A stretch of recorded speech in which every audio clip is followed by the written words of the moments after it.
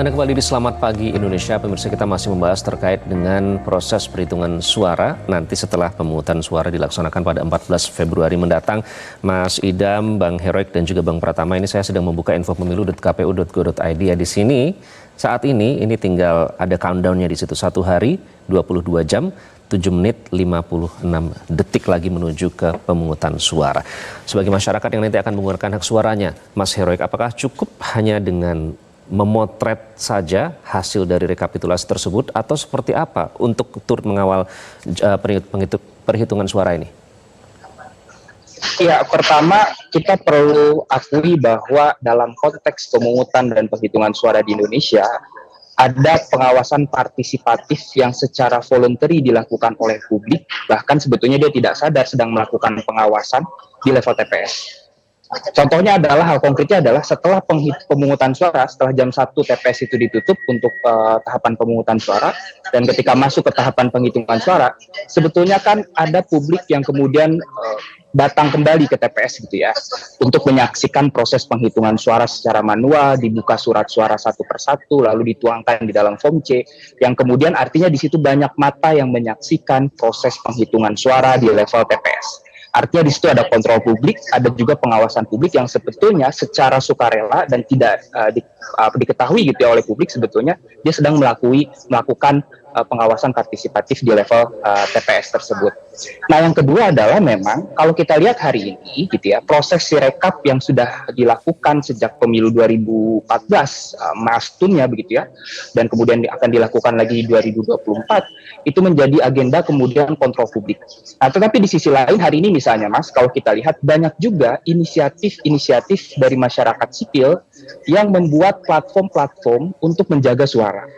Misalnya ini diawali di pemilu 2014 lalu, ada teman-teman akademisi kemudian membentuk kawal pemilu begitu ya. Kemudian di Pilkada juga ada kawal pemilu, di 2019 ada kawal pemilu yang sebetulnya fungsinya hampir sama dengan Cirekap gitu ya. Dia memfoto form C lalu kemudian secara real time mempublikasikan.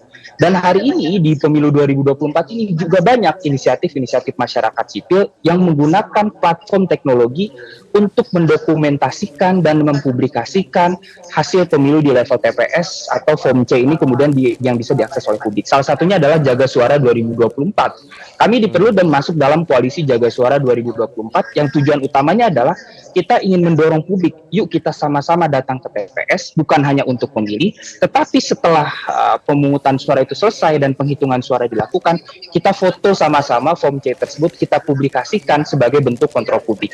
Hal ini kenapa? Karena kalau dalam proses rekapitulasi di kecamatan, karena ada gap jarak mungkin ya, antara pemukiman, antara rumah warga dengan kantor kecamatan ketika tahapan proses rekapitulasi suara, maka kemudian jarang publik yang datang ke kantor kecamatan untuk menyaksikan proses rekapitulasi suara. Maka mau tidak mau, proses pengawasan dan pemantauan yang dilakukan publik harus kita maksimalkan di level TPS tadi gitu ya, dengan memanfaatkan berbagai platform. Tadi KPU sudah menyiapkan platform yang official yang digunakan oleh petugas KPPS dengan menggunakan Sirekap. Nah, artinya kita publik juga bisa memastikan bahwa dengan menggunakan inisiatif publik, salah satunya menggunakan Jaga Suara 2024 yang bisa diakses dan di-download oleh publik begitu ya. Bahkan kawal pemilu pun akan melakukan hal yang sama di pemilu 2024 ini untuk menjaga di TPS, salah satunya untuk menjaga kemurnian. Nah, tetapi di sisi lain, saya ingin menyampaikan juga tantangan dan juga keluhan dari anggota KPPS kita misalnya. Ada juga yang masih menanyakan bagaimana tata cara penggunaan Sirekap. Meskipun tadi Pak Idam sudah menyampaikan bahwa sudah dilakukan BIMTEK keseluruhan begitu ya. Memang betul di 2019 itu BIMTEK hanya ketua KPPS-nya saja gitu ya. Nah, hari ini ada hampir keseluruhan KPPS gitu ya dilakukan BIMTEK. Nah, tetapi misalnya ada beberapa kerabat kami juga yang bertugas menjadi KPPS, dia masih belum mengetahui sepenuhnya tata cara penggunaan dari Sirekap tersebut. Nah, artinya ini perlu ada sosialisasi yang secara cepat. Apakah kemudian misalnya disebarluaskan buku saku penggunaan Sirekap kepada anggota KPPS agar kemudian ketika nanti proses penggunaannya bisa tahu. Dan di sisi lain misalnya kalau pengalaman dari Pilkada 2020 dan juga pemilu serentak 2019, ketika akan digunakan misalnya pada waktu itu di Pilkada 2020 misalnya, sulit untuk membuka aplikasi Sirekap tersebut. Nah, artinya memang perlu disiapkan exit plan yang dilakukan oleh KPU ketika misalnya terjadi kendala terhadap teknologi tersebut. Oke, Salah satu kendala baik. yang pengalaman kita di Pilkada 2020 lalu, karena kan nanti ini upload home C itu hasil foto itu kan Oke. serentak ya Mas di seluruh TPS Ya, itu ya. nanti yang Tadi jumlah dikhawatirkan nanti TPS-nya cukup soal banyak. Nah, khawatir nanti tidak akan ada segera bisa menumpuk diakses masuk ke itu dalam ya. server sehingga kesulitan tersebut. Oke, Jelajahi cara baru mendapatkan informasi. Download Metro TV Extend sekarang.